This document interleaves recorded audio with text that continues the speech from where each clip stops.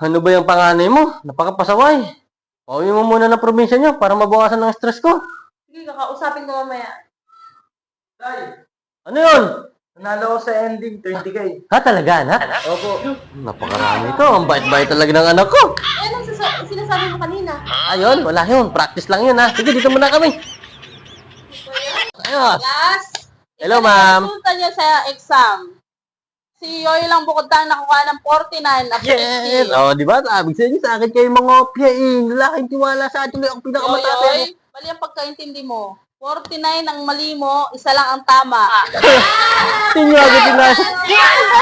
Han, ulam, kain ka na. Binili ko yan sa ex mo. Ha? Ano mo binili? Ayoko niyan. Andiyan na. Ayoko nga niyan. Hindi, okay lang sa akin.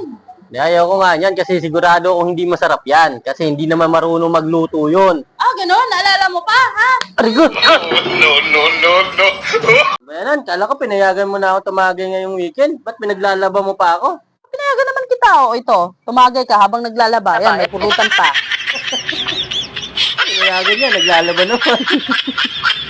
Oh, mga nakatambay lang kayo dyan. Ikaw, third, magdamo ka sa taas. Ikaw, Yoyoy, magbato ka doon sa taas. 5 minutes later. Oh, ano nangyari sa inyo? Sabi mo, magdama si Ted. Ako, magbato. Ay, ang sabi ko, tanggalin yung mga damo sa halaman at mga bato. Ba't ganyan? Ano nangyari sa inyo? Hindi mo nilinaw eh. No, away kami ni nanay. Punta ka doon, sabi mo kay nanay, sorry ha. O sige na, punta na doon kay nanay. Salamat.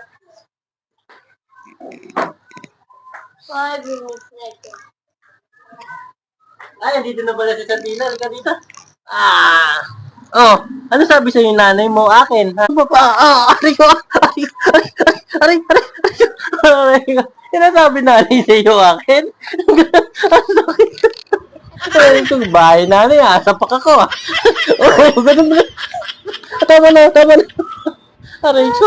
Oh, okay, love na.